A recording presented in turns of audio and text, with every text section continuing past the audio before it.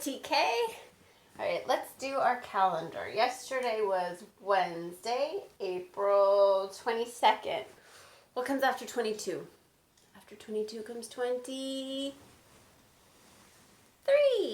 Good. 23 is a 2 and a 3. Around and back on the track. Around the tree, around the tree. That's the way to make a 3. So I'm going to put it under Thursday.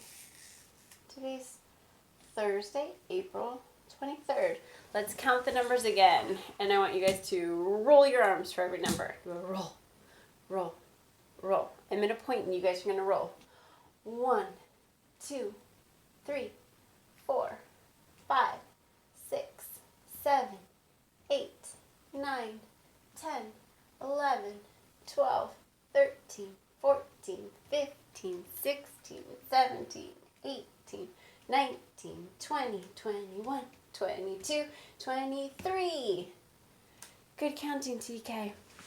All right, let's see. Let me get my whiteboard and do the message of the day. We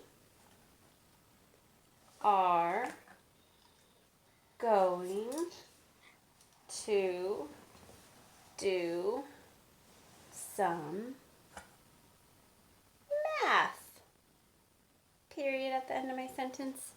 We, W-E. We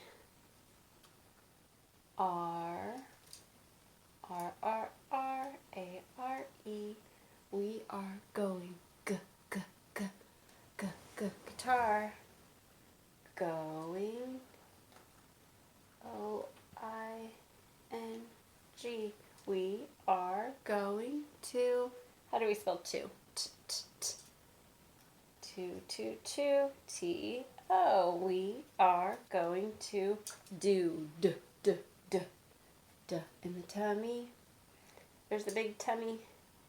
D, do, some,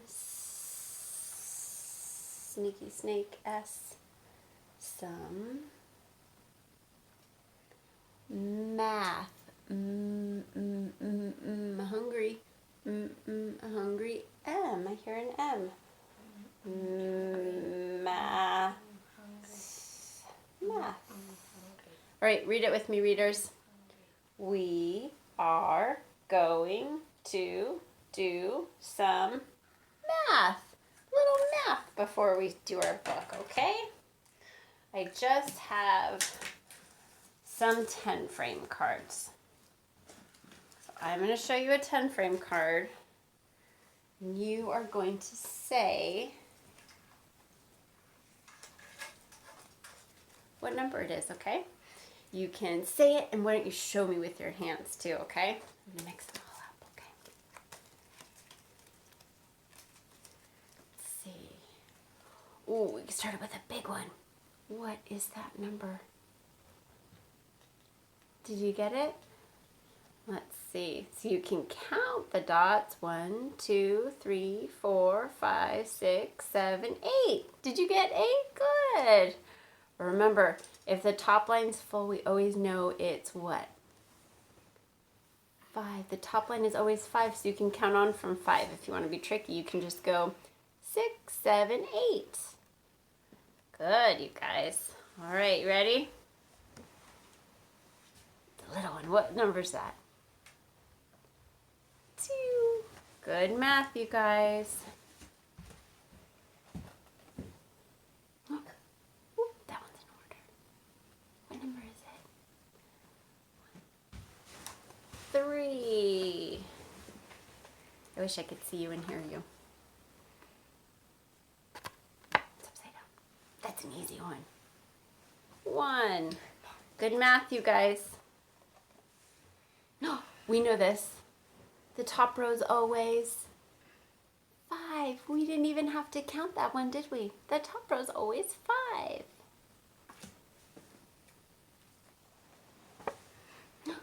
And it's full. What do we know when it's full? We always know when it's full. It's 10. All the fingers. 10. 5 and 5 is 10. We don't have to count that one either. We know a full 10 frame is 10.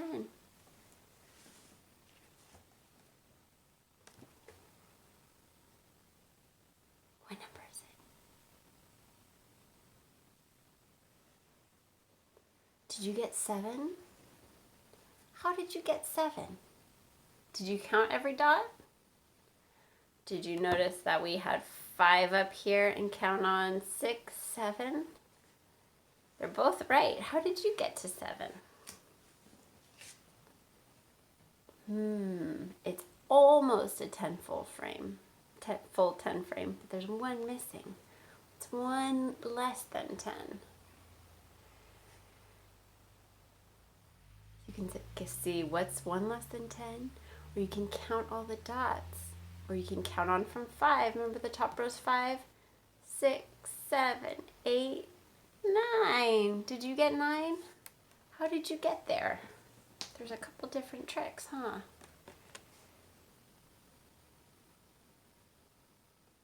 What number is it? 6. 5 on the top and 1 on the bottom. 6. 5 and 1 is 6. Last one. The top row's not quite full, is it? What number is that? 4. 1, 2, 3, 4. It's almost 5, but not quite. Good math, you guys. Ooh. All right, I'm gonna get my book. I'm in a funny spot. I have a silly book today that I love. You guys might have read it before. It's called Caps for Sale. A cap is another word for a hat. Caps for sale. Look at this funny picture. What's he doing up in that tree? Taking a nap in the tree? Let's see. Caps for sale. Look at that big stack of caps he's got.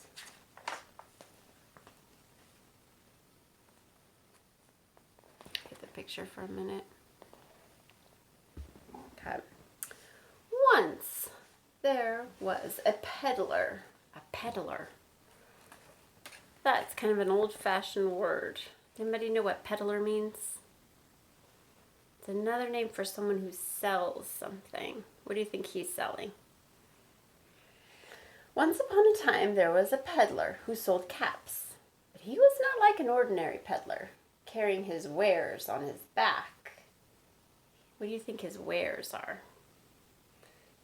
He carried them on top of his head. First, he had his own checked cap, then a bunch of gray caps, then a bunch of brown caps, then a bunch of blue caps, and on the very top, a bunch of red caps. There you go. His checkered cap, gray, brown, blue, red. He walked up and down the streets, holding himself very straight. He's got a lot to balance, doesn't he? So as not to upset his caps. As he went along, he called, "Caps! Caps for sale! 50 cents a cap!" One morning, he couldn't sell any caps. He walked up the streets, he walked down the streets, calling, "Caps! Caps for sale! 50 cents a cap!" But nobody wanted any caps that morning. Nobody wanted even a red cap. He began to feel very hungry, but he had no money for lunch. "I think I'll go for a walk in the country," he said. And he walked out of town slowly, slowly, so as not to upset his caps.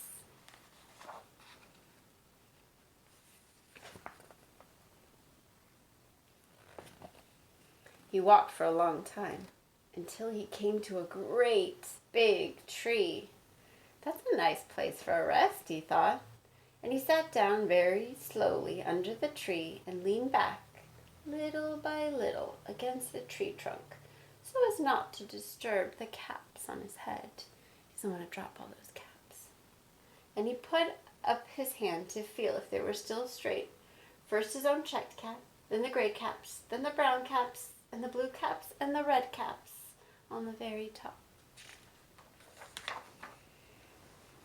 Oh, look at that pretty picture of the sun. They were all there, so he went to sleep. He slept for a long time. Oh, when he woke up, he was fresh and rested. Doesn't feel good after a nice rest.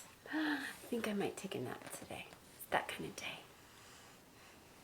But before standing up, he felt with his hand to make sure his caps were in the right place. And all he felt was his own checked cap. Uh-oh. How do you think he's going to feel about this? What would you do? If you had all these hats to sell to make money and they were gone, what would you do? He looked to the right. No caps. He looked to the left. No caps. He looked in back of him.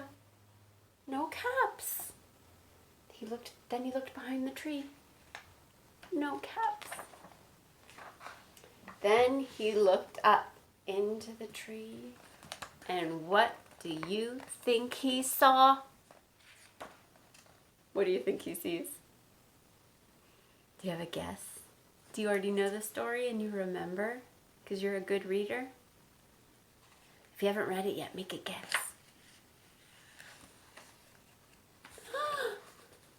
Did you guess monkeys?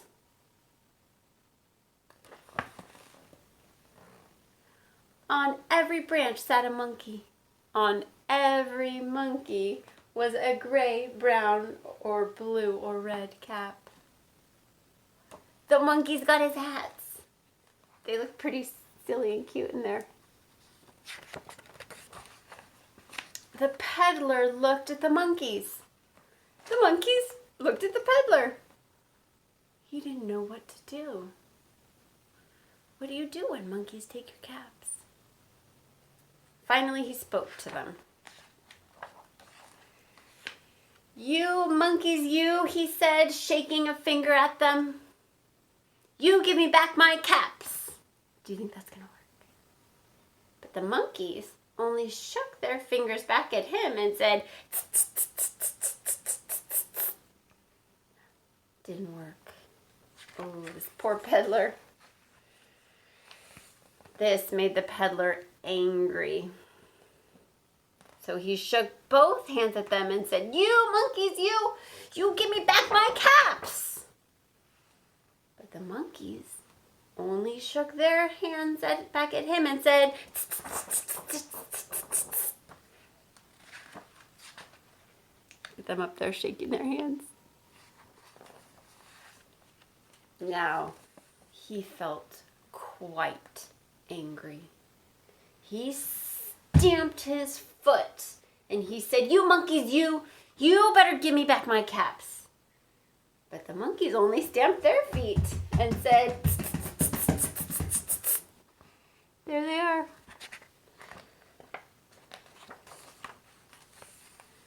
By this time, the peddler was really very, very angry. He stamped both of his feet and he shouted, you monkeys, you must give me back my caps. But the monkeys only stomped both of their feet back at him and said, tss, tss, tss, tss, tss, tss.